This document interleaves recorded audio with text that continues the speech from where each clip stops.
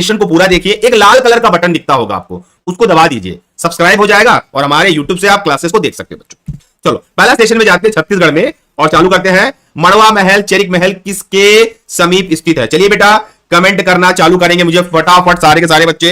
हाँ 1200 पोस्ट आने की उम्मीद है, हो सकता है पोस्ट ज्यादा आ जाए, पर 1200 की पोस्ट की उम्मीद है। चलिए जवाब दीजिए, मड़वा महल व चेरिक महल किसके समीप स्थित है? अच्छा सवाल है ये। पहला हम सीजी लेके चल रहे हैं, फिर कंप्यूटर लेके चल रहे हैं, फिर मैथ्स लेके चल रहे हैं, है ना बेटा। उसके बाद हम जितने बच्चों का एडमिशन आ चुका है वो करेंगे एडमिशन में, ठीक है।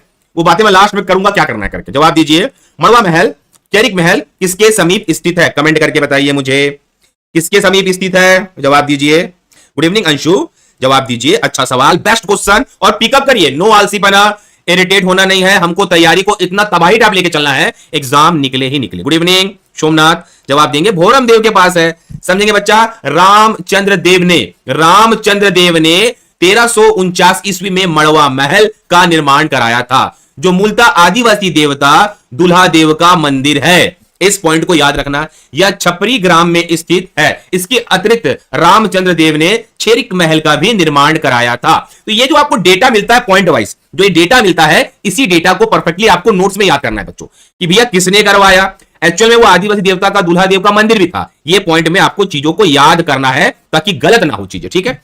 इसमें समझेंगे, ये भोरम देव के पास एक महत्वपूर्ण ऐतिहासिक स्मारक है मड़वा महल। ये दर्शनीय है, लोग जाके देखते हैं। भोरम देव से आधा किलोमीटर दूरी पर चेरा ग्राम के समीप एक प्रस्तर निर्मित, है ना, पंचिमा मुख का एक शिव मंदिर है जिसे मड़वा महल कहा जाता है। पंचिमा मुख का एक शिव मंदिर है जिसे मड़वा महल कहा जाता है। मड़वा महल को नागवंशीय राजा और है वंशीय रानी के विवाह के स्मारक के रूप में भी जाना जाता है। एक प्रकार का यह मंडप भी है, ठीक है। तो ये जो डिटेल मैं आपको कॉपी में देता हूं या वीडियो में देता हूं, ये डिटेल को भी याद करना है बच्चों, ठीक है। इस डिटेल से भी सवाल पूछ सकता है, किस वंश ने बनाया, कहां पे है, कौन से वंश का यहां पे शादी का स्मारक माना जाता है, ये टॉपिक का डिटेल है, ये आपको याद रखना है स्टूडेंट, ठीक है। अगला क्वेश्चन, रायगढ़ के किस पहाड़ से मध्य युग के औजार प्राप्त हुए? जवाब दीजिए बच्चों, रायगढ़ के किस पहाड़ से मध्य युग के औजार प्राप्त हुए हैं? कमेंट करके बताइए। अच्छा सवाल है ये, रायगढ़ के किस पहाड़ से मध्य युग के औजार प्राप्त हुए हैं? कमेंट करके बताएंगे मुझे सारे बच्चे। रायगढ़ के किस पहाड़ से मध्य युग के औजार प्राप्त हुए हैं? आपने पढ़ा है इसको, कमेंट करना चालू करें। अच्छे अच्छे सवाल है, कोई बच्चा भी भूलेगा नहीं और परेशान नहीं होगा, क्योंकि सवालों की इतनी सारी हम जो सीरीज लाते हैं ये आप लोगों के लिए है कि आपको समझा सके। कंप्यूटर का भी सेक्शन है आज के इंडेक्स में ना। जवाब दीजिए कौन सा है वो? बिल्कुल सही है, वो है कबरा पहाड़, इज द करेक्ट आंसर। समझेंगे, कबरा पहाड़ के सेल्फ रे पुरातात्विक स्थल है, जो कि रायगढ़ जिले से 8 किलोमीटर पूर्व में ग्राम विश्वनाथ पाली और भद्रपाली के निकट की पहाड़ी में स्थित है। इस पॉइंट को याद रखना, ये इंपॉर्टेंट पॉइंट है कि कबरा पहाड़ के सेल्फ पुरातात्विक स्थल है, जो कि रायगढ़ जिले से 8 किलोमीटर पूर्व में ग्राम विश्वनाथ पाली और भद्रपाली के निकट की पहाड़ी में स्थित है। अच्छा एक सवाल और बनता है कि कबरा पहाड़ की खोज किसने की थी? यह सवाल एग्जाम में पूछा जाता है। तो इसकी खोज 1910 में एक विदेशी पुरातत्वी एंडरसन ने की थी। रायगढ़ में सिंघमपुर के अलावा कबरा पहाड़ और कर्मागढ़ सेल्स आदि भी मौजूद है। तो कई क्रॉस क्वेश्चन निकल के इसमें आएंगे। कौन से पहाड़ी के निकट में स्थित है? अगर यह सवाल पूछा जाएगा तो बताएंगे विश्वनाथ पाली और भद्रपाली। अगर सवाल यह आएगा कि खोजा किसने? एंडरसन ने खोजा। किस सन में खोजा? 1910 में खोजा। तो सारे पॉइंट को पॉइंट आउट करके चलना है, तभी आपके लिए परफेक्ट होगा। गुड इवनिंग आरती, ठीक है, मेरे हिसाब से चीज क्लियर हो गया होगा। अगला क्वेश्चन, अच्छा इसमें समझना कि कबरा पहाड़ किस प्रकार की चित्र अंकित है। यह भी समझ लीजिए कि जो कबरा पहाड़ में किस प्रकार के चित्र अंकित है। यहां पाषाण कालीन मानव द्वारा रंगीन चित्रकारी की गई है। पाषाण कालीन, जब पत्थर का इस्तेमाल होता था। यहां लगभग 2000 फीट की ऊंचाई पर गहरिक रंग के शैल चित्र बने हैं, जिसमें हिरण है, घोड़ा है, कछुआ के चित्र बने हुए हैं। ये उच्च कोटि के सौंदर्य का प्रदर्शन करते हैं। इस बात को भी याद रखना है कि भैया फोटो चित्र कौन कौन से बने हैं। अगर आप देख पा रहे होंगे, ये छोटा छोटा चित्र को मैं हाईलाइट कर दे रहा हूं, और भी ड्राइंग है जो कि इसमें डिफाइन करता है। तो हमने क्या सीखा? एक क्वेश्चन में सीखा कितने डिटेल कि रायगढ़ के किस पहाड़ में मध्य युग के औजार प्राप्त हुए हैं। तो कबरा पहाड़ समय लगा दिया। इसमें यह भी सवाल क्रॉस में आ सकता है, कौन सी पहाड़ी के बीच में है, किसने खोजा, किस सन में खोजा, वो चित्र दिखते कैसे हैं। इस सारे टर्म्स इसमें पूछे जा सकते हैं बच्चों, ये भी याद रखना है आपको, ठीक है। अगला सवाल, पौराणिक स्थल तुरतुरिया कहां स्थित है? जवाब दीजिए, सरल क्वेश्चन है ये। पौराणिक स्थल तुरतुरिया कहां स्थित है? कमेंट करके बताएंगे मुझे। अच्छा सवाल है, पौराणिक स्थल तुरतुरिया कहां स्थित है? कमेंट करके बताइए बच्चों, बहुत प्यारा सवाल है, एग्जाम में आने वाला क्वेश्चन है। जवाब दीजिए, पौराणिक स्थल तुरतुरिया कहां स्थित है? कमेंट करके बताइए इसका आंसर क्या होगा।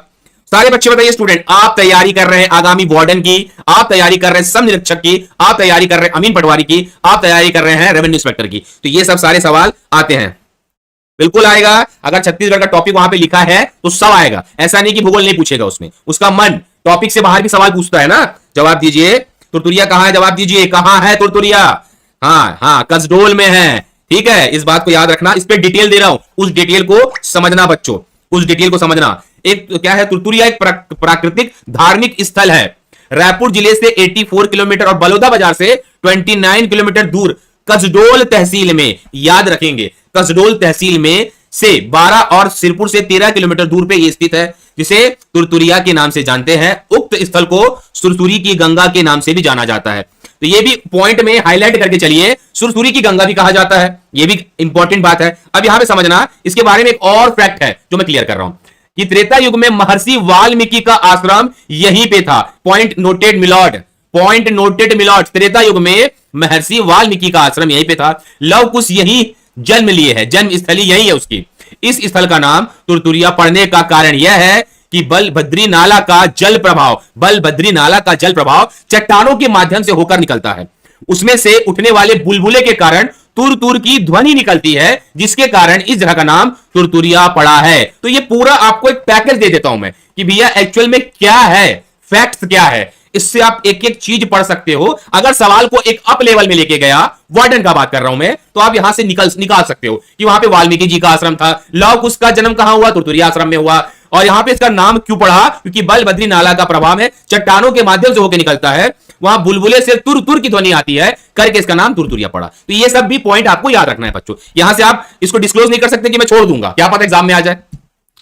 पुरातात्विक स्थल गढ़धनौर कहां स्थित है? देखिए हमारे यहां बहुत सारे पुरातात्विक स्थल है। जवाब दीजिए, लोकेशन बेस्ड क्वेश्चन है, क्योंकि लोकेशन बेस्ड सवाल एग्जाम में पूछे जाते हैं। जवाब दीजिए कमेंट करके कि पुरातात्विक स्थल, हाँ खुश रहो बेटा, गढ़धनौर कहां स्थित है। चल जवाब दीजिए कमेंट करके। बहुत प्यारा सवाल, अच्छा क्वेश्चन, एग्जाम में आने वाला सवाल।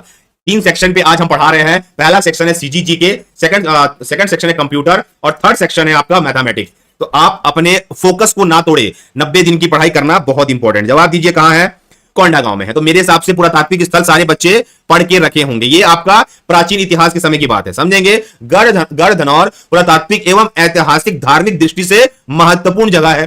गोबरहीन शिवलिंग और मंदिर के लिए विख्यात स्थल है, बहुत ज्यादा फेमस है।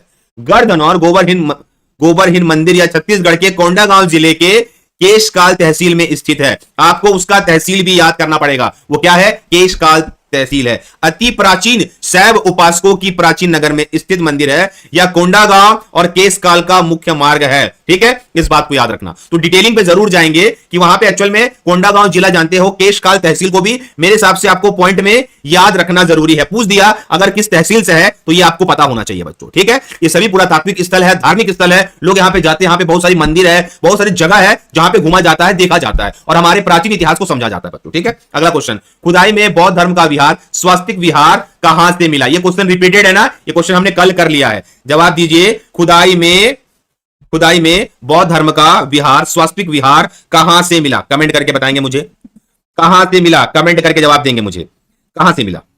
देखिए सवाल सरल है, पर जो इसमें हमने डिटेलिंग दिया है वो अंदर का दिया है, ताकि आप समझ पाओ। और अभी हम कूट वाले सवाल भी लेके आएंगे, कल से कूट वाले क्वेश्चन देंगे आपको। उन कूट वाले सवालों को बनाना बहुत जरूरी है बच्चों। कितने बच्चे कर पाते देखते हैं हम लोग, कमेंट करके बताइए। खुदाई में बौद्ध धर्म का विहार कहां मिला? सिरपुर, ये तो कल क्वेश्चन ही किए हम लोग, ठीक है। बौद्ध भिक्षु आनंद एवं स्वास्तिक विहार गौतम बुद्ध के शिष्य आनंद प्रभु से संबंधित यह स्थल सिरपुर में स्थित है। आनंद प्रभु का नाम आएगा तो इसका निर्माण छत्तीसगढ़ में पांडु वंश के शासक बाला अर्जुन के शासनकाल में किया गया। इस पॉइंट को भी नोट करके चलेंगे, इस पॉइंट को भी नोट करके चलेंगे कि इसका शासन किसका था, पांडु वंश का था, शासक कौन थे, बाला अर्जुन। ये पॉइंट भी इंपॉर्टेंट है बच्चा, कोई भी छोड़ेगा नहीं इस क्वेश्चन को। अगला क्वेश्चन, भारतीय चित्रकला में वरुण का मंदिर कहां स्थित है? जवाब दीजिए, भारतीय चित्रकला में वरुण का मंदिर कहां स्थित है? सारे बच्चे मुझे कमेंट करके बताएंगे, भारतीय चित्रकला में वरुण का मंदिर कहां स्थित है। सवाल अच्छा है स्टूडेंट, कोई बच्चा भी डाउन नहीं करेगा।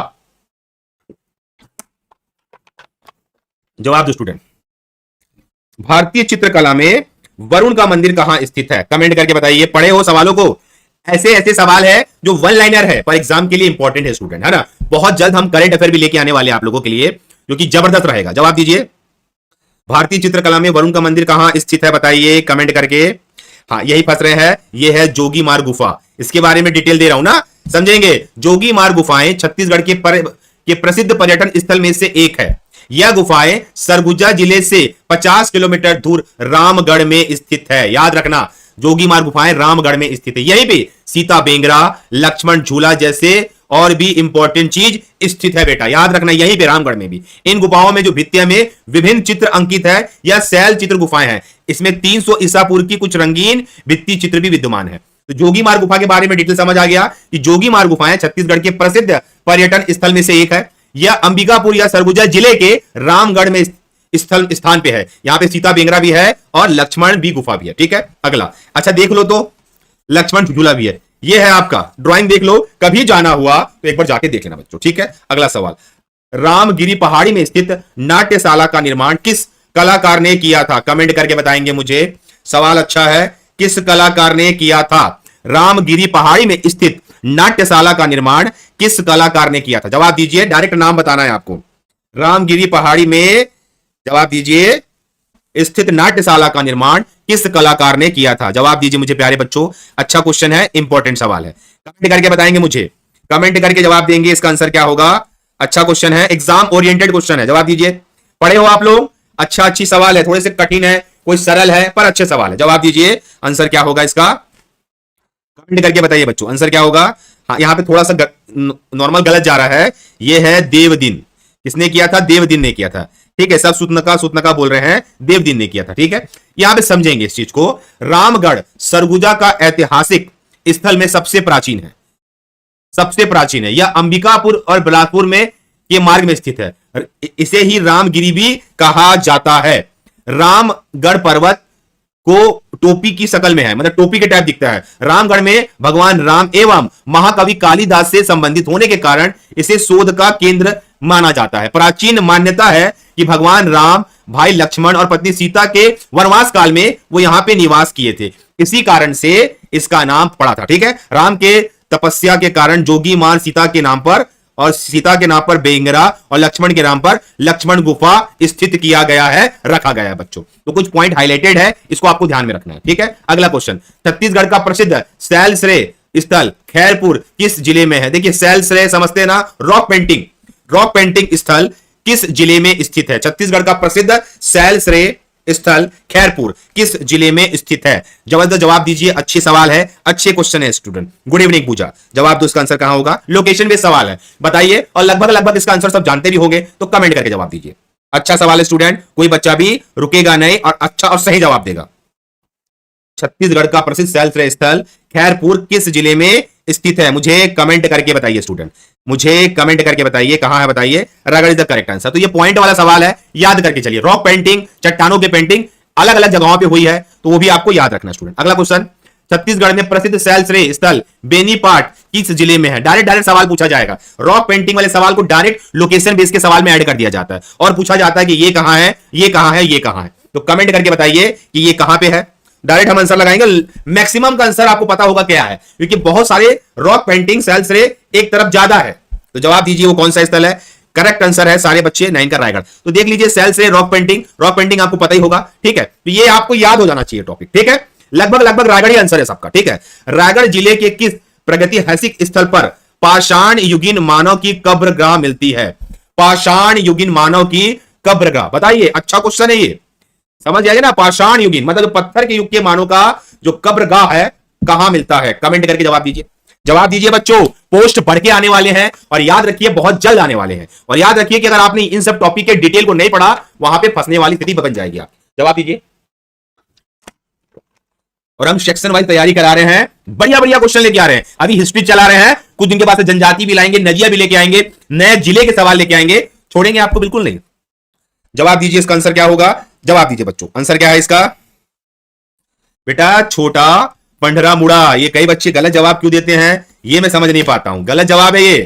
रायगढ़ जिले के किस प्रागैतिहासिक स्थल पर पाषाण युगीन मानव की कब्रगाह मिली है? लोकेशन बेस्ड क्वेश्चन था। छोटा पंडरा मुड़ा, रायगढ़ में। इसको पढ़ के जाइए रायगढ़ को। ठीक है, चलिए जवाब दीजिए कि 12 नवंबर 1912 में जन्मे भारत के प्रसिद्ध साहित्यकार व क्रांतिकारी पुरुष बंदे अली फातिमी छत्तीसगढ़ के किस जिले के गौरव थे? देखिए ये आपका वो वाला सवाल आ गया जिसमें ये पूछा जा रहा है, ये जो कलाकार वाला क्वेश्चन आ गया, तो जवाब दीजिए। और जो बच्चे रॉन्ग कर रहे हैं, याद रखिए हिस्ट्री के सवाल पूछे जाएंगे, पर्टिकुलर हिस्ट्री के टॉपिक को दिया गया है, आप वहां से इग्नोर करके नहीं जा सकते। जवाब दो, इसका आंसर क्या होगा? जवाब दीजिए मुझे प्यारे बच्चों, इसका आंसर क्या होना चाहिए? कमेंट करके बताइए इसका आंसर क्या होगा। जवाब दो, चलो कौन से जगह के है, जवाब दीजिए। हाँ वेरी गुड, और प्रश्न संख्या डालेंगे तो ज्यादा बेटर होगा। Raigarh is the correct answer, बहुत प्यारा। तो ये सब सवालों को एक बार जरूर देख के जाए। रायगढ़ में पूरा रॉक पेंटिंग है, शैल से लगभग 80% रायगढ़ की तरफ है, उसको पढ़ लेना। चलिए अब आ रहे हैं मंदिर वाले सवाल। जवाब दीजिए, धूमनाथ मंदिर किस जिले में स्थित है? मंदिर वाले सवाल ज्यादा पूछे जाएंगे क्योंकि पर्यटन जो टॉपिक आता है उसमें मंदिर भी आ जाता है। तो ये सवालों को देख के जाना है आपको, वार्डन में आपको छोड़ के नहीं जाना है, इन सवालों को प्रॉपरली आपको देख के जाना है बच्चों। जवाब दीजिए इसका आंसर क्या होगा? अच्छा क्वेश्चन है, धूमनाथ मंदिर किस जिले में है? कमेंट करके बताएंगे मुझे, सभी के सभी बच्चे जवाब दीजिए किस जिले में है, तो कमेंट करके बताइए किस जिले में है। वेरी गुड, आंसर कई बच्चों की आना चालू हो गए हैं। जवाब दीजिए आंसर क्या होगा, किस जिले में है? हाँ बिलासपुर। समझेंगे इसके बारे में डिटेल। देखिए आप जाएंगे तो ये माता का मंदिर है, प्रणाम कर लीजिए एक बार सब लोग। धूमनाथ मंदिर छत्तीसगढ़ राज्य के बिलासपुर में सरगांव नगर में स्थित है। यह स्मारक छत्तीसगढ़ राज्य द्वारा संरक्षित भी है। पहले जिला याद करेंगे, ये बिलासपुर जिले में है, फिर नगर याद करेंगे, सरगांव नगर में है। ये दोनों पॉइंट को जोड़ के याद करना है। अगर डिस्ट्रिक्ट पूछेगा कि धूमनाथ मंदिर कहां पे है तो बिलासपुर बता देना। अगर अंदर चला गया एक स्टेप तो नगर पूछ सकता है, गांव पूछ सकता है, तो सरगांव में है ये बताना कोई बच्चा नहीं भूलेगा। ठीक है, अगला क्वेश्चन, खल्लारी माता का प्रसिद्ध मंदिर किस जिले में स्थित है? कभी ना कभी आप घूमने गए होंगे खल्लारी माता। और याद रखिए मंदिर ओरिएंटेड सवाल, पर्यटन ओरिएंटेड सवाल व्यापम की पहचान थी। अब इस पोस्ट को पीएससी ले लिया है और पीएससी है चाचा, और चाचा क्या करेंगे कि सिंपल सवाल नहीं देंगे, सवाल स्टेप से नहीं आएंगे, पर इसके अंदर के डिटेल से सवाल आ सकते हैं। उस डिटेल को मैं आपको क्वेश्चन में क्लियर करता हूं और आप उसको वीडियो देख के नोट्स में क्लियर करेंगे, ताकि अगर अंदर से भी सवाल आएगा तो उसको अच्छे से कर पाए। ठीक है, हाँ करेंगे। नए जिलों का भी एमसीक्यू आने वाला है। जवाब दीजिए मुझे, खल्लारी माता क्या है? जाइए, बहुत बेहतरीन है, हाथ जोड़ के आइए, जो मनोकामना है वो पूरी हो जाएगी। कमेंट करके बताइए। हाँ चेंज हो गया है, अभी क्या दिखा रहा है? देखिए ये क्वेश्चन ओरिएंटेड में महासमुंद में है ना। ठीक है, नए मैप के हिसाब से चेंज भी हो सकता है ना। अब समझेंगे, अगर आप जाएंगे ना, बहुत प्यारा मंदिर है, अगर आप देख पा रहे हो तो। ठीक है, महासमुंद में थोड़ा सा आगे जाएंगे तो खल्लारी पड़ता है। ये है मंदिर प्रणाम कर लीजिए। ये मंदिर जाइए, पहाड़ों पे है, और इसको जाके जरूर देख के आए, प्रणाम करके आए, अगर आप आसपास रहते हो या घूमने का मन है तो। ठीक है, इस चीज को भी याद रखेंगे बच्चों। खल्लारी माता के मंदिर के बारे में समझ लीजिए। महासमुंद से 25 किलोमीटर दक्षिण की ओर खल्लारी गांव की पहाड़ी के शीर्ष पर खल्लारी माता का मंदिर स्थित है। गांव का नाम ही खल्लारी है। यहां प्रतिवर्ष क्वार व चैत्र नवरात्र के दौरान बड़ी संख्या में भक्तों की भीड़ आती है। इस दुर्गम पहाड़ी में दर्शन के लिए आती है। हर साल चैत्र मास की पुण्य के अवसर पर वार्षिक मेले का आयोजन भी होता है। अब ये क्यों होता है? ऐसा माना जाता है कि महाभारत युग में पांडव अपनी यात्रा के दौरान, महाभारत नॉट रामायण, महाभारत युग में पांडव अपनी यात्रा के दौरान इस पहाड़ी की चोटी पे आए थे, जिसका परिणाम या प्रूफ है भीम के विशाल पद चिन्ह जो इस पहाड़ी पे स्पष्ट दिखते हैं। इसलिए यह बहुत इंपॉर्टेंट मंदिर है। कभी जाएंगे तो भीम के पैरों के निशान आप जाके देखिए, वहां पे मिलेंगे आपको, ऐसा माना जाता है। यह महाभारत काल की बात हो रही है, रामायण काल से कंफ्यूज नहीं होना, यह महाभारत काल की बात हो रही है। खल्लारी माता का मंदिर बहुत अच्छा है, जय माता दी बोल के जाइए, फैमिली के साथ घूमने वाला मंदिर है। ठीक है, अगला क्वेश्चन, निम्न में कौन सा दक्षिण भारतीय संस्कृति जिसके अवशेष छत्तीसगढ़ राज्य में प्राप्त हुए हैं? जवाब दीजिए। दक्षिण भारतीय संस्कृति, हमारा जो पूरा संस्कृति है साउथ में है, वेस्ट में है, तो ये दक्षिण भारतीय संस्कृति जो कि इनके अवशेष छत्तीसगढ़ राज्य में प्राप्त हुए हैं। कमेंट करके बताएंगे मुझे, अच्छा सवाल है ये, कोई बच्चा भी रॉन्ग नहीं करेगा। कमेंट करके जवाब दीजिए, दक्षिण भारतीय संस्कृति जिसके अवशेष छत्तीसगढ़ राज्य में प्राप्त हुए हैं। इंपॉर्टेंट है, कमेंट करिए, जवाब दीजिए इसका आंसर क्या होना चाहिए। अच्छा सवाल है बच्चों, जवाब दीजिए आंसर क्या होगा। पढ़े हो, सुने हो तो बताइए। हाँ यहां पे आप ये गैशिंग नहीं करना। ठीक है, ये है महापाषाणीय संस्कृति। महापाषाणीय संस्कृति, पहले मैं समझा देता हूं होता क्या है। महापाषाणीय संस्कृति को समझते क्या है आप? महापाषाणीय कालीन संस्कृति तात्पर्य है जब मृतकों को आबादी से क्षेत्र से दूर कब्रिस्तानों में पत्थरों के बीच दफनाया जाता था।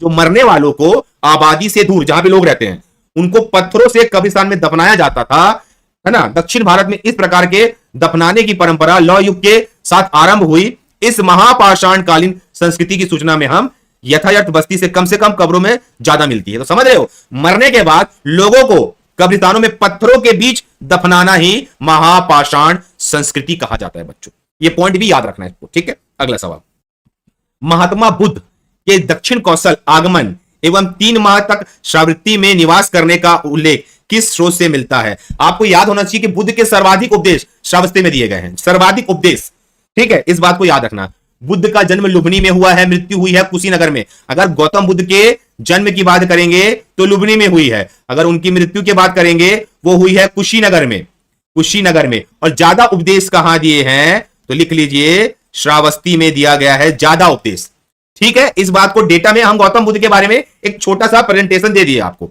अब ये सवाल को आराम से समझिए, गौतम बुद्ध के दक्षिण कौशल आगमन एवं 3 माह तक श्रावस्ती में निवास का उल्लेख किस स्रोत से मिलता है? जवाब दीजिए। हाँ, आ और बात दोनों, अवदान शतक में भी है और व्यंग सांख्य यात्रा वृत्तांत में भी है, जब वो यहां आया था घूमने के लिए उसमें भी है बच्चों। इस बात को भी याद रखना है, ठीक है। अच्छा, कौन बताएगा व्यंग सांख्य किसके शासनकाल में, किसके शासनकाल में छत्तीसगढ़ आया था? कोई बताएगा या होमवर्क में दूं उसको, किसके शासनकाल में वह छत्तीसगढ़ आया था? बताइए चलो, कोई है जो मेरा स्टूडेंट जो टैलेंटेड है? फिर अगले सेक्शन में हम कंप्यूटर पकड़ लेंगे। जवाब दीजिए। फिर अगला सेक्शन जो हमारा सेक्शन है वो है कंप्यूटर, और कंप्यूटर है हर चीज के लिए जबरदस्त। वार्डन में 50 लेके जाएगा, लेबर इंस्पेक्टर में 20 लेके जाएगा, बाकी सब में 20-20 लेके जाएगा। और ये जब लेके जाएगा तो आपको भी लेके जाएगा। अगर आप नौकरी निकालोगे ना, हर्ष गुप्त, बिल्कुल सही है। ये क्या है? हाँ, बिल्कुल सही है, बिल्कुल सही महर्षि गुप्त, वेरी गुड बच्चों। तो अब आते हैं हम कंप्यूटर में। देखिए आपका काम क्या है, डिटेलिंग पढ़ना बहुत जरूरी है। क्यों? अब एग्जाम पीएससी लेने वाला है, और पीएससी है चाचा, और वो बहुत कठिन एग्जाम लेगा। हाँ, महाशिवगुप्त बालाजी, करेक्ट आंसर बेटा, वेरी गुड। चलो चालू करते हैं। कंप्यूटर किस पीढ़ी में प्रोग्रामिंग के लिए यांत्रिक मतलब मैकेनिकल भाषा का प्रयोग किया गया था? अब हम जनरेशन ऑफ कंप्यूटर में थोड़ा सा अंदर घुसे हैं। कंप्यूटर की किस पीढ़ी में प्रोग्रामिंग के लिए यांत्रिक मतलब मैकेनिकल लैंग्वेज का उपयोग किया गया था? बढ़िया सवाल है बच्चों, और जनरेशन ऑफ कंप्यूटर में सवाल आपको बनने चाहिए। कमेंट करके बताइए चलो, किया गया था, कंप्यूटर की किस पीढ़ी में किया गया था? कमेंट करके बताएंगे मुझे सारे के सारे स्टूडेंट। अच्छा सवाल, इंपॉर्टेंट क्वेश्चन। जवाब दीजिए। बिल्कुल सही है, Mahashivagupta Balarjuna is the correct answer. जवाब दीजिए, आंसर क्या होगा? कमेंट करके बताइए, कंप्यूटर की किस पीढ़ी में प्रोग्रामिंग के साथ। हाँ, अब यहां पे कई बच्चों का डामाडोल आएगा, डामाडोल आएगा, कोई बात नहीं, हम देखेंगे डामाडोल को। कमेंट करना ना छोड़े बच्चों। तो बताइए आंसर क्या होगा? जवाब दीजिए, आंसर क्या होगा? नहीं नहीं नहीं नहीं, अभी नहीं, सही आंसर दो। देखो आप लोगों को वार्डन नहीं बनना है क्या? जवाब दीजिए, वार्डन नहीं बनना है क्या? बेटा वो पहली पीढ़ी थी, पहली पीढ़ी क्या थी? पहली पीढ़ी। समझेंगे, पहले 5 पीढ़ी में समझ लो। देखो कंप्यूटर की 5 पीढ़ियां अब तक की है। पहली पीढ़ी है 1946 टू 1959, इसमें वैक्यूम ट्यूब का इस्तेमाल हुआ हार्डवेयर में। ये चीज याद रखना, ये हार्डवेयर है। और जैसे आप सॉफ्टवेयर की बात करते हो उसमें पहला चीज आता है लैंग्वेज, जिसको बोलते हैं भाषा। इसी में बेसिक लैंग्वेज का इस्तेमाल किया गया था, मैकेनिकल बेसिक लैंग्वेज का इस्तेमाल किया गया था। इस बात को याद रखना। अब दूसरी पीढ़ी में क्या है? ट्रांजिस्टर था हार्डवेयर में। तीसरी पीढ़ी में क्या है? इंटीग्रेटेड सर्किट था। चौथी पीढ़ी में क्या है? माइक्रो प्रोसेसर था। और 5वीं पीढ़ी में भी एआई बेस्ड माइक्रो प्रोसेसर था।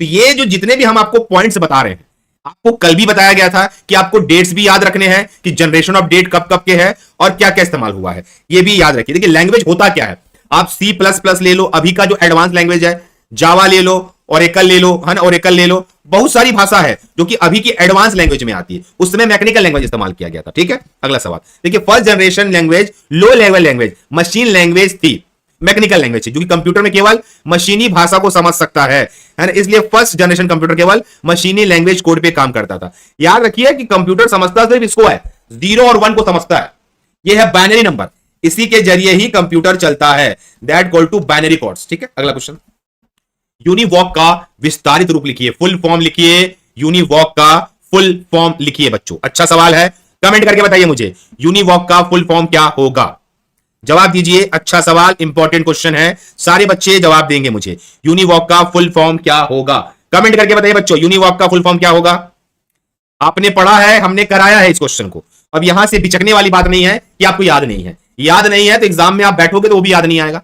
कमेंट करके बताइए यूनिवॉक का फुल फॉर्म क्या है, और प्रश्न संख्या भी डालेंगे, universal automatic computer is the correct answer. यह है यूनिवॉक का फुल फॉर्म, है ना? कैसे याद नहीं आ रहा था, अब समझेंगे। यूनिवर्सल ऑटोमेटिक कंप्यूटर, यूनिवॉक का अर्थ है यूनिवर्सल ऑटोमेटिक कंप्यूटर। रोबोट व्यवसाय के एप्लीकेशन के लिए, अनुप्रयोग के लिए, सामान्य उद्देश्य के लिए इलेक्ट्रॉनिक डिजिटल कंप्यूटर डिजाइन किया गया जिसका नाम था यूनिवॉक। इस कंप्यूटर का उत्पादन अमेरिका ने किया था, इस बात को नोट करके चलना, ये अमेरिकन कंपनी द्वारा इसे बनाया गया था यूनिवॉक को। ठीक है, देखो यूनिवॉक एक्चुअल में क्या है, एक व्यावसायिक डेटा प्रोसेसिंग कंप्यूटर का डिजाइन है, व्यावसायिक, जिसका उद्देश्य है कि जो पंच कार्ड का लेखा मशीन को बदलना। पहले पंच कार्ड का इस्तेमाल होता था, उस समय बाइनरी का प्रयोग नहीं किया जा रहा था। जब ये बना कमर्शियल कंप्यूटर, उसके बाद बाइनरी भाषा का इस्तेमाल करना चालू हुआ। ठीक है, इस बात को याद रखिए। वाणिज्यिक प्रयोग के लिए उपलब्ध कराया गया पहला कंप्यूटर था, कमेंट करके बताएंगे मुझे, वाणिज्यिक प्रयोग के लिए उपलब्ध कराया गया पहला कंप्यूटर क्या था? सारे बच्चे जवाब दीजिए। पहला कंप्यूटर क्या था? अच्छा क्वेश्चन है, छूटना नहीं चाहिए। जवाब दीजिए मुझे प्यारे बच्चों, इसका आंसर क्या होगा? वाणिज्यिक प्रयोग के लिए उपलब्ध कराया गया पहला कंप्यूटर कौन सा था? जवाब दो मुझे। अच्छा सवाल है, ऐसा ही क्वेश्चन डायरेक्ट पूछा जाएगा। कमर्शियल इस्तेमाल के लिए जवाब दीजिए। हाँ, UNIVAC, universal automatic computer is a very good, हाँ वेरी गुड बच्चे। ठीक है, तो इसके बारे में अभी हमने बता दिया, सेम वही बात है जो मैं रिपीट करूंगा। अमेरिकन कंपनी है, फुल फॉर्म जान गए ना, यूनिवर्सल ऑटोमेटिक कंप्यूटर। ठीक है, अगला सवाल, पहला डिजिटल कंप्यूटर यूनिवॉक किस पीढ़ी में निर्मित हुआ था? कमेंट करके बताएंगे मुझे, पहला डिजिटल कंप्यूटर यूनिवॉक किस पीढ़ी में निर्मित हुआ था? अच्छा सवाल है स्टूडेंट, छूटना नहीं चाहिए, कमेंट करके बताएंगे मुझे, पहला डिजिटल कंप्यूटर यूनिवॉक किस पीढ़ी में निर्मित हुआ था? जवाब दीजिए, सवाल जबरदस्त है, आपने पढ़ा है कि नहीं? जवाब दीजिए, चलो जवाब दो। अच्छा सवाल है, कमेंट करके बताओ, पहला डिजिटल कंप्यूटर यूनिवॉक किस पीढ़ी में निर्मित हुआ था? हाँ बेटा, प्रथम पीढ़ी है, 1946 टू 1959, ये प्रथम पीढ़ी है। इसी पीढ़ी में वैक्यूम ट्यूब का इस्तेमाल किया गया था, कंप्यूटर में वैक्यूम ट्यूब का इस्तेमाल किया गया था। इसी पीढ़ी में मैकेनिकल लैंग्वेज का इस्तेमाल किया गया था, मैकेनिकल भाषा का उपयोग किया गया था। ठीक है, अगर आप देख पा रहे हो, ये बहुत बड़े कंप्यूटर हुआ करते थे पहले ना, जो कंप्यूटर के साइज बहुत बड़े होते थे, ये वही कंप्यूटर है यूनिवॉक। ठीक है, अब तो छोटे हो गए ना। ठीक है, अगला क्वेश्चन, यूनिवॉक और एनी एक कंप्यूटर उदाहरण है? दोनों जवाब दीजिए, यूनिवॉक और एनी एक कंप्यूटर किसका उदाहरण है? कमेंट करके बताइए मुझे, किसका उदाहरण? प्यारा सवाल है, अच्छा क्वेश्चन है, एग्जाम में पूछा जा सकता है, कमेंट करके बताइए। यूनिवॉक तो पता ही है, तो आप यहां से तुक्का मार के भी आंसर बना सकते हैं। ये कंप्यूटर जब बने, इनके आंसर आपको पता होना चाहिए। यूनिवॉक और एनी एक कंप्यूटर उदाहरण है, किसका उदाहरण है? जवाब दीजिए मुझे। प्रथम पीढ़ी का ना बेटा, प्रथम पीढ़ी 1946 टू 1959 की थी। अब ये बार बार बोलने की जरूरत नहीं है, ये तो आपने पढ़ाई है ना। ये उस समय के बेस्ट कंप्यूटर थे जो मार्केट में उपलब्ध थे, इस बात को याद रखना। ठीक है, अगला, इंटीग्रेटेड सर्किट संबंधित है। आईसी चिप, आईसी चिप का निर्माण सिलिकॉन से होता है, ये बात आप कॉपी में लिख लेना। आईसी चिप का निर्माण सिलिकॉन से होता है। सिलिकॉन एक प्रकार का अर्धचालक है, एक प्रकार का क्या है? अर्धचालक है। इसको भी कॉपी में नोट करके चलना। ठीक है, और सवाल ये आता है कि सिलिकॉन का प्रयोग कहां पे होता है, तो चुपचाप बता देना, कंप्यूटर में होता है। चलो, अब ये कब बना? इंटीग्रेटेड सर्किट का इस्तेमाल किस पीढ़ी में हुआ? ये सवाल अच्छा है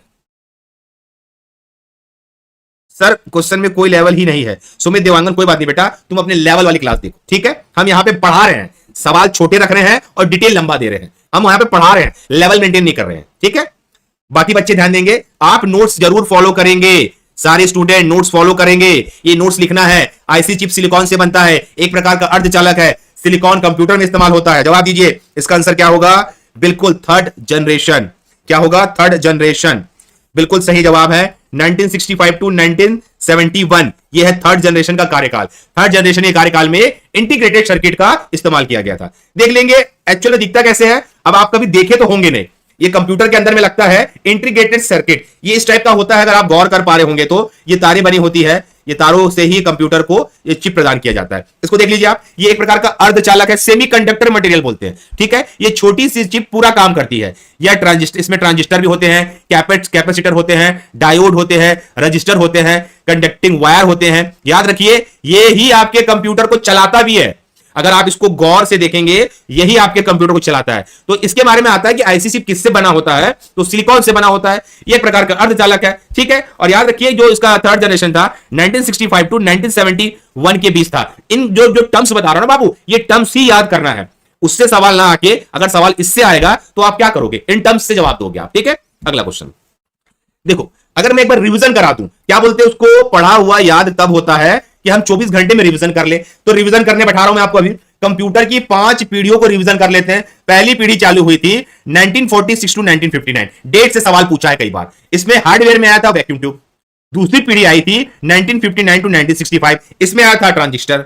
तीसरी पीढ़ी आई थी 1965 टू 1971, इसमें आया था IC chip, integrated circuit chip, जिसके बारे में बात किए हैं, जो बनता है सिलिकॉन से। चौथी पीढ़ी आई थी 1971 टू 98, इसमें इस्तेमाल हुआ था माइक्रो प्रोसेसर। और पांचवी पीढ़ी जो अब तक चल रही है, उसमें माइक्रो प्रोसेसर इस्तेमाल होता है, ultra large scale integration, ULSI कहा जाता है। यह आपने रिवीजन कर लिया बच्चा, इससे कोई भी सवाल आएगा आप निकाल देंगे। अगला सवाल, खालिस्तान की पीढ़ी के कंप्यूटर माइक्रो प्रोसेसर का तकनीक का प्रयोग करके विकसित हुए हैं। अब देखिए, पीछे में और आगे में कोई अंतर नहीं है। अब आप सोच के बना देंगे तो ये सवाल बन जाएंगे। पढ़ाई का मकसद क्या होता है, पढ़ाई का मकसद ये नहीं होता कि एक क्वेश्चन की आंसर बता निकल गए। उसके डिटेल को देखिए, उसके डिटेल में जितना अच्छा क्वेश्चन आएगा, उसके डिटेल में जितना अच्छा आपको नॉलेज मिलेगा, आप आगे जाएंगे। हॉस्पिटल वार्डन का फॉर्म भरना, आईटी वाला चालू हो गया है, सीजीपीएससी वाला, वो कुछ दिन के बाद पोस्ट आपका बढ़ के आएगा। खालिस्तान में देख लेंगे, क्या नाम है, सूर्या, एक बार ना मेरे को थोड़ा सा व्हाट्सअप कर देना आप, है ना, ठीक है, जवाब दीजिए। हाँ, ये चौथी पीढ़ी में हुआ था।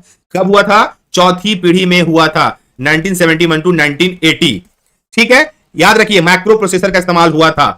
अब बार बार बताना पड़ रहा है, पहले मैं हाईलाइट कर देता हूं और दिखाता हूं। देखो हम क्या कर रहे हैं, ड्राइंग दिखा रहे हैं।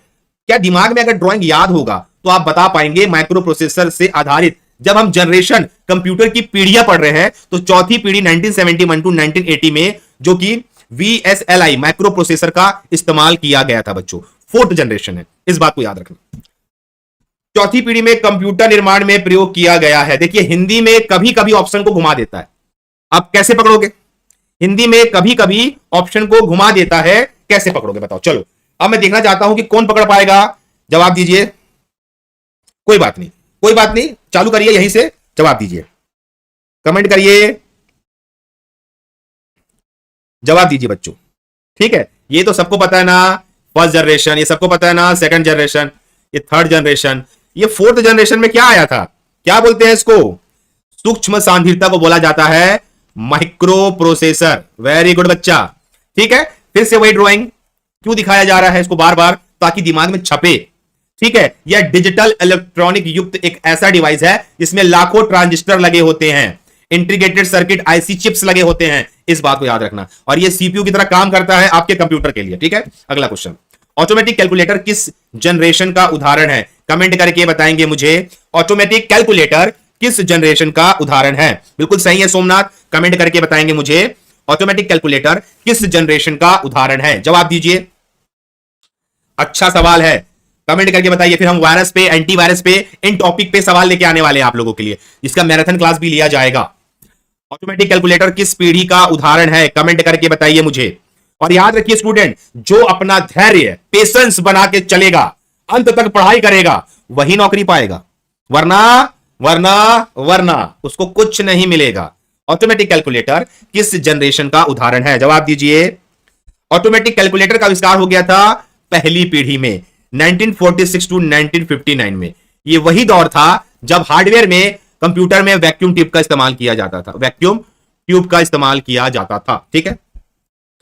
देखो आपके पास भी एक कैलकुलेटर होगा, अगर आप जानते हो कैलकुलेटर को, तो यह है उस समय का कैलकुलेटर, है ना भाई, बड़ी बात थी ना, बहुत पहले की बात हो रही है, 1946 की बात हो रही है, 1959 तक। अब ऐसा तो नहीं था कि अभी वाला मिल जाएगा, ठीक है। ये उस समय का कैलकुलेटर है, दिमाग में याद रखना। फर्स्ट जनरेशन IBM 7094, IBM 1620 किस पीढ़ी के जनरेशन का उदाहरण है। पहले तो कई बच्चे IBM का फुल फॉर्म लिखिए, ये कौन से देश का है ये भी बताइए मुझे लिख के।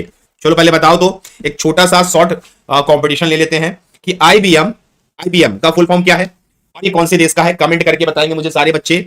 IBM, हाँ जवाब दीजिए। IBM का फुल फॉर्म क्या होता है और ये कौन से देश का है, फिर डिटेल में बात करेंगे सबसे। बच्चों जवाब दीजिए,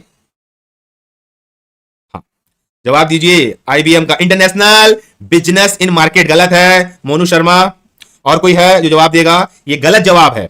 international business machine is the correct answer. International क्या है? इंटरनेशनल बिजनेस मशीन, ये अमेरिकन कंपनी है, ठीक है। ये द्वितीय पीढ़ी में इसका आविष्कार किया गया था, ठीक है। द्वितीय पीढ़ी चली थी 1959 टू 1965, इस बात को याद रखना। वेरी गुड बच्चों, ठीक है। तो ये आप कॉपी में लिख के चलेंगे। आईबीएम का full form international business machine, कौन से देश का है? अमेरिका।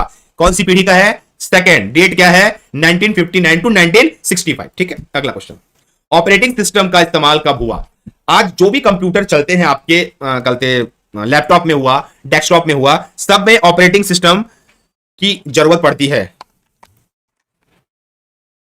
कोई बात नहीं बेटा, महेंद्र देख लेंगे अपन, है ना।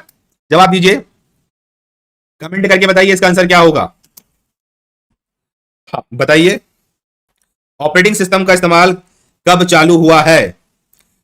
हाँ, ऑपरेटिंग सिस्टम का इस्तेमाल चालू हुआ है सेकेंड जनरेशन 1955 टू 1965।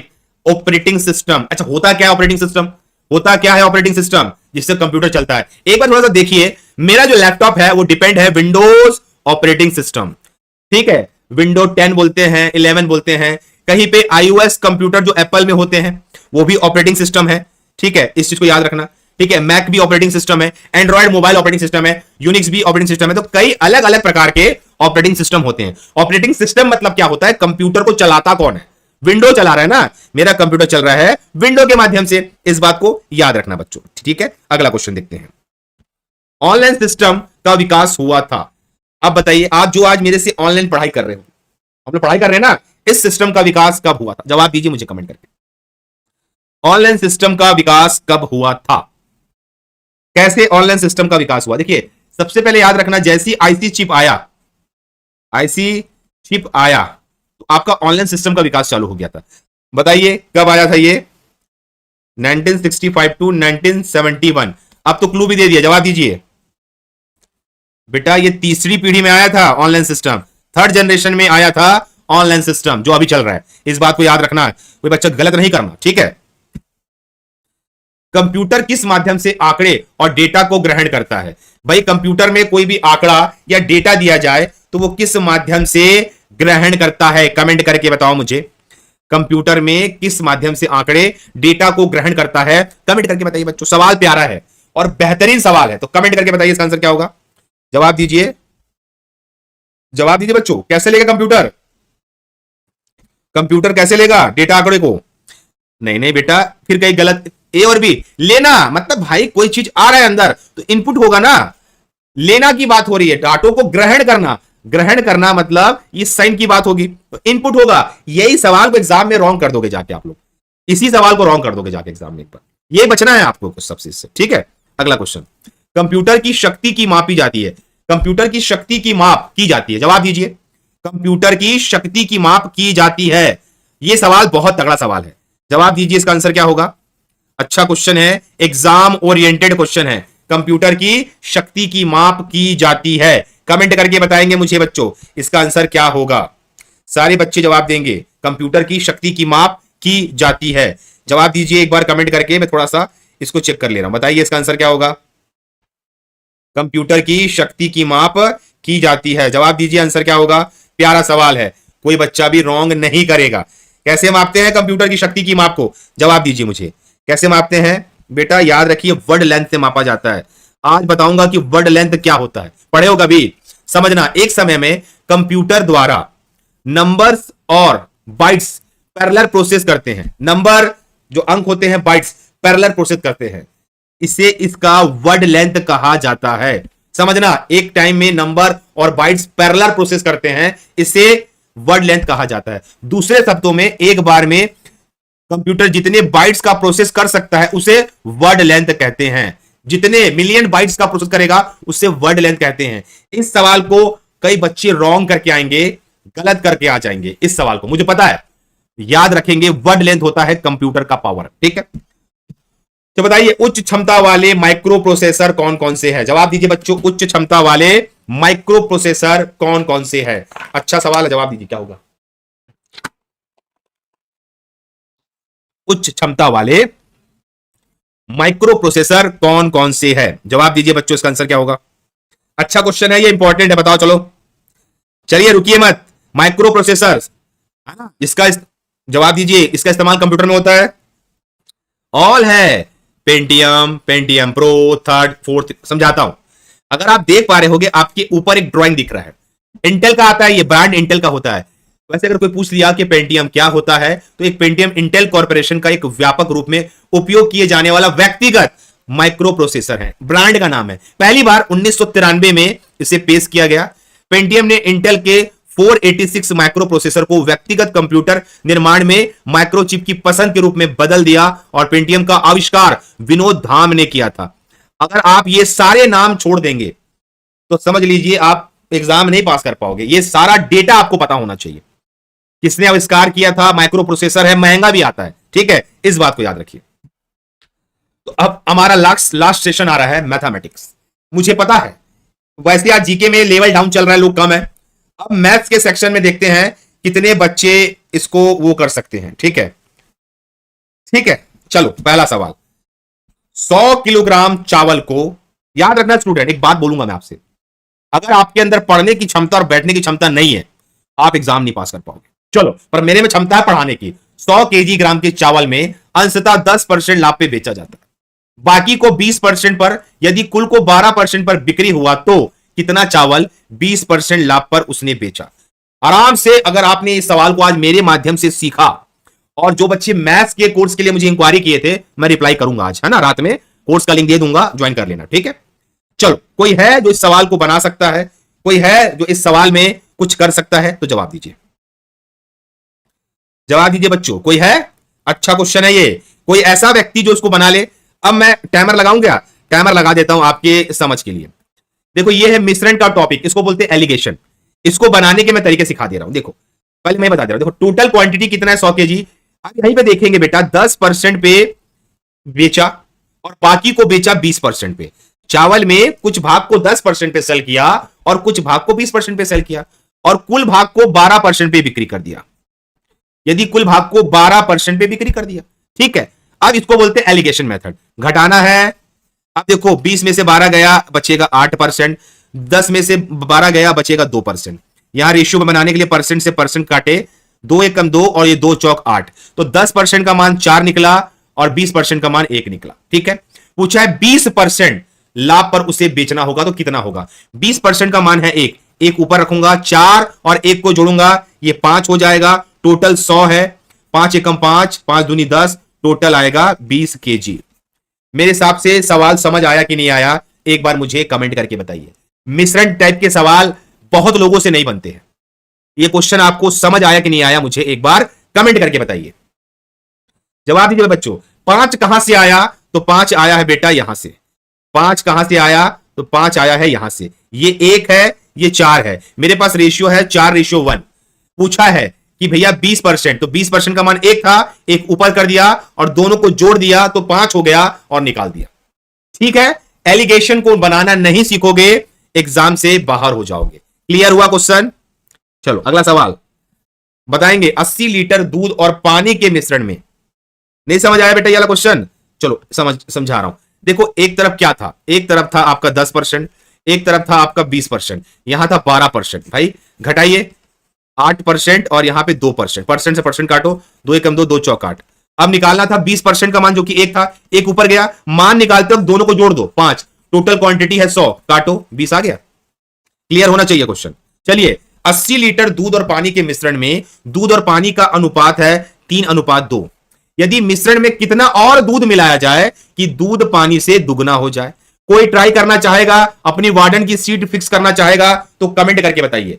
अब मैथमेटिक्स को मैं आराम से समझाऊंगा, और कई बच्चे मेरा मैथ्स का कोर्स लेना चाह रहे हैं, व्हाट्सएप नंबर पे करके ले लेना, हम आपको पूरा मैथमेटिक्स का कोर्स उपलब्ध करा देंगे। जवाब दीजिए, इसका आंसर क्या होगा? कोई है जो, देखो, अगर आप बोलोगे कि मैथ्स के पोर्शन को इग्नोर करके हम आगे बढ़ जाएंगे तो बढ़ तो जाओगे पर एग्जाम में रुक जाओगे। एग्जाम में मैथ्स की टॉपिक आएगी, एग्जाम में मैथ्स के सवाल आओगे तो क्या करोगे बताओ मुझे। कोई जवाब देने वाला व्यक्ति है कि मैं सिखाऊं इस सवाल को कैसे बनाते हैं करके? कोई ऐसा व्यक्ति है जो इसका जवाब दे सकता है? कोई भी नहीं है। मतलब मैथ्स वीक है, तुम लोग का मैथ्स बहुत वीक है। व्यापम से रिलेटेड सवाल पूछा जा रहा है और किसी का कमेंट नहीं आ रहा है। अच्छी बात नहीं है ये, अच्छी बात बिल्कुल नहीं है। मैथ्स वीक लग रहा है तुम लोगों का, व्यापम से रिलेटेड सवाल पूछा जा रहा है पर तुम जवाब नहीं दे पा रहे हो। क्या बात है भाई, क्यों नहीं दे पा रहे जवाब? मुझे जवाब दो कमेंट करके। चलो समझेंगे बेटा। 80 लीटर का टोटल क्वांटिटी है। यहां पे थोड़ा सा इसको छोटा कर लेते हैं ना, देखो समझाने के लिए इस सवाल को थोड़ा सा हम छोटा कर लिए। ठीक है, सवाल पढ़ लिए थे, अब समझना बाबू। देखो प्यार समझा रहा हूं, प्यार बहुत बड़ी चीज होती है। टोटल क्वांटिटी 80 लीटर है। मैं यहां पे लिख रहा हूं समझाने के लिए, मिश्रण है 80 लीटर। अब मेरे को बोल रहा है इसमें दूध और पानी का अनुपात है 3:2। तो देखो यहां पे मैं मिल्क के लिए मिल्क लिख रहा हूं, वाटर के लिए वाटर, 3:2। पहले मैं डिफाइन करूंगा कि भैया 80 लीटर में दूध कितना होगा, तो मैं निकाल रहा हूं क्या, मिल्क। अब टोटल कितना है 80 लीटर, मिल्क निकालना है तो मिल्क हो जाएगा ऊपर और दोनों हमेशा ऐड हो जाएंगे, पूरी क्वांटिटी बन जाएगा। 3 और 2 कितना हो जाएगा 5, काटो 5 एकम 5, 5 एकम 5, 5 छक्के 30, तो मिल्क निकला 48। 5 क्यों बना रहे हैं 3 और 2 को, क्योंकि हमको टोटल क्वांटिटी में निकालना है। तो 3 दूध था और क्वांटिटी 5 था तो मिल्क निकला 48। यहीं से घटा लेंगे कि भैया मिल्क अगर 48 है तो वाटर कितना होगा 32। भाई 80 लीटर में अगर मैं 48 घटा लूंगा तो 32 आएगा। अगर दूध 48 लीटर है तो वाटर हो जाएगा 32। अब इसमें एक पक्ष बोला है, इस मिश्रण में कितना दूध मिलाया जाए। भैया इस मिश्रण में मैं x दूध मिलाया जाता है, x दूध मिलाऊंगा। ठीक है, इस मिश्रण में मैं x दूध मिलाऊंगा।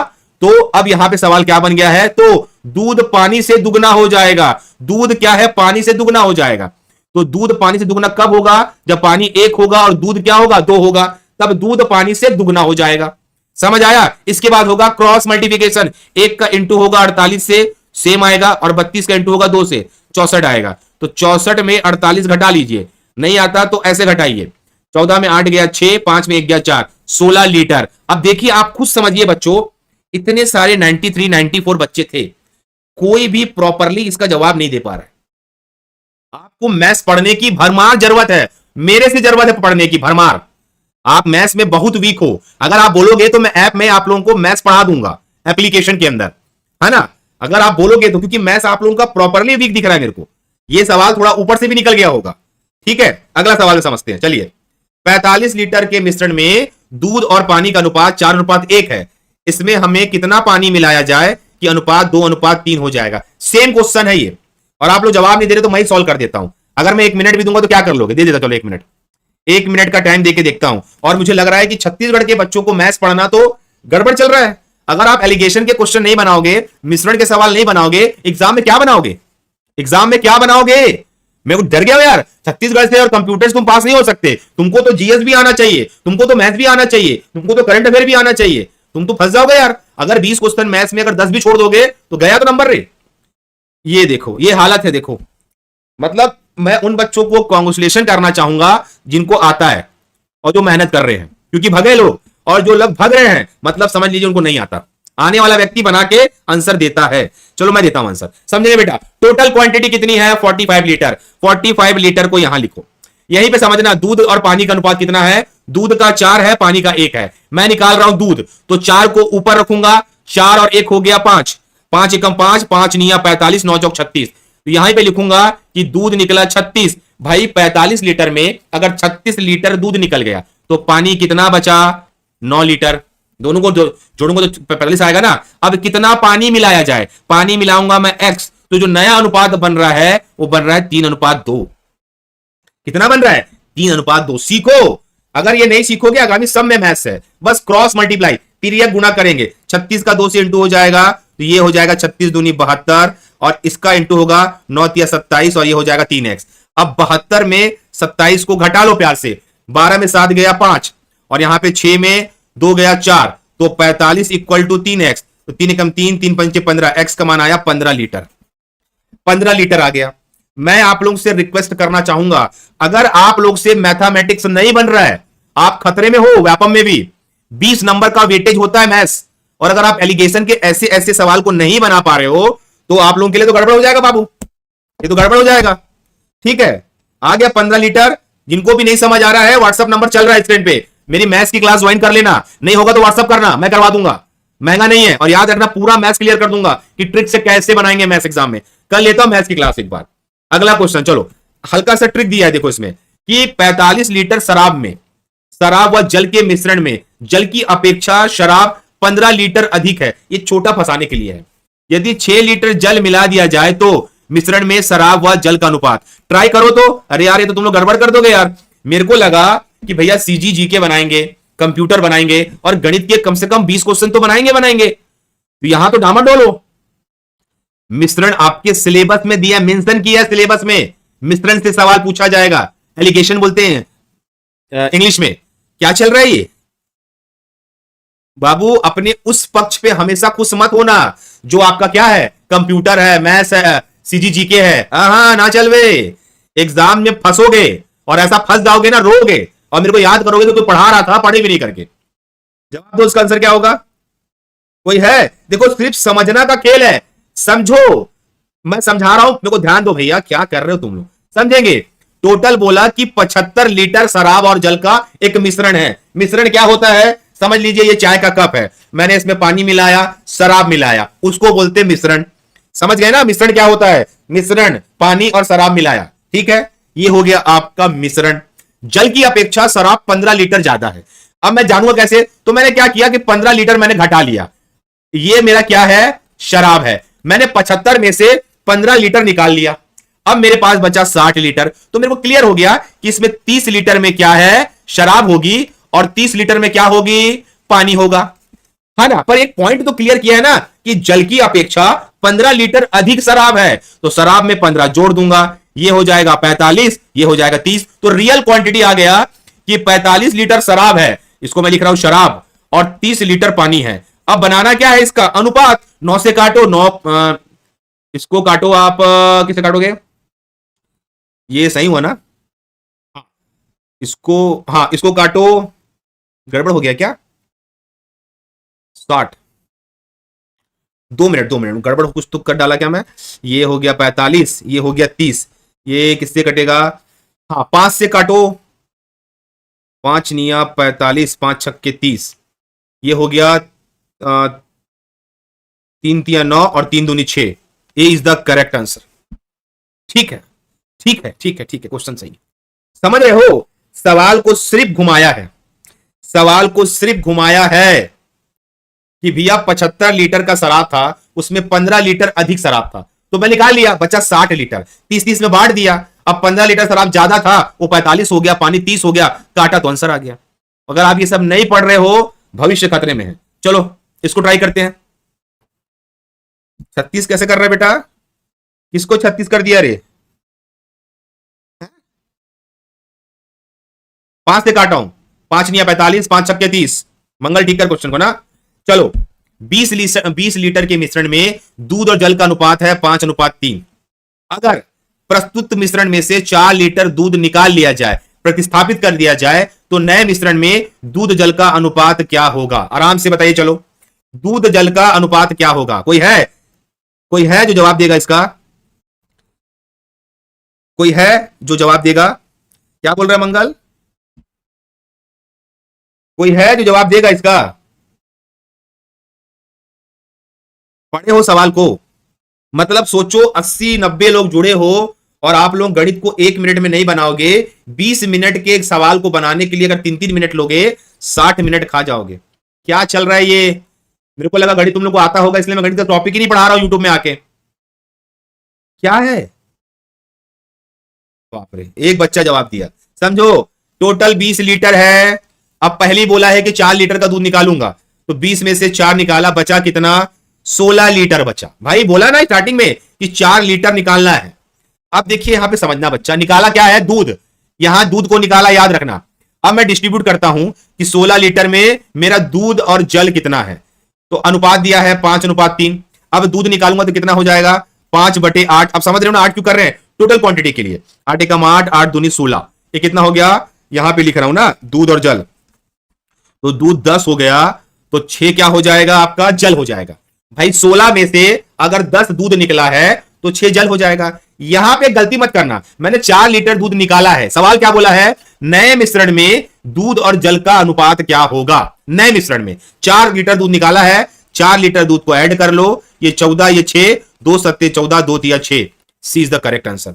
अगर ये सब सवाल आपसे नहीं बन रहा है तो आपको मेरा बैच ज्वाइन करने की सख्त जरूरत है मैथमेटिक्स की।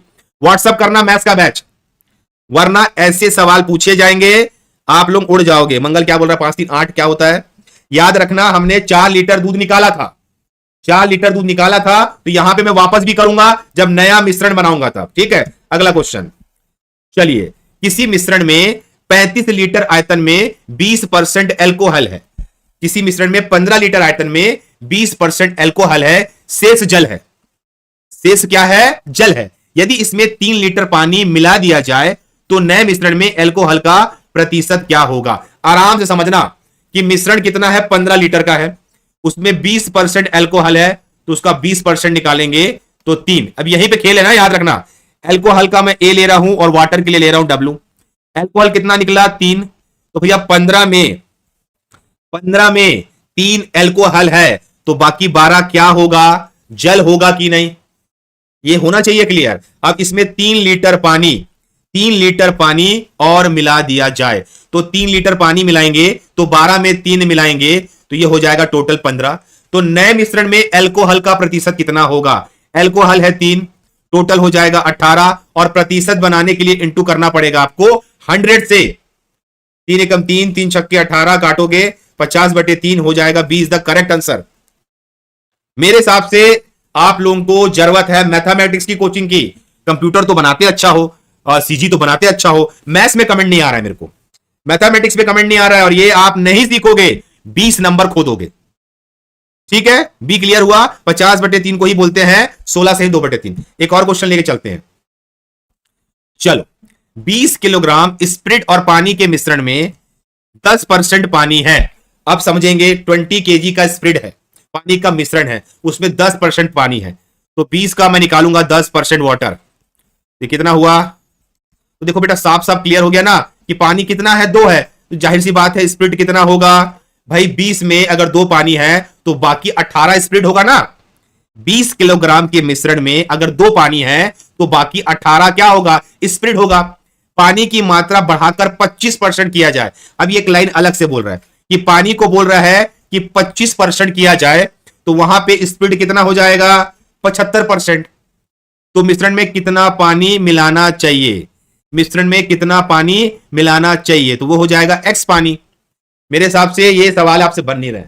काटो, 25 या 75 इंटू कर दो, तो ये 6 हो गया, ये 3x हो गया, ये 18 हो गया, तो 18 में से 6 गया 12, 3 चौक 12, 4 आएगा आंसर।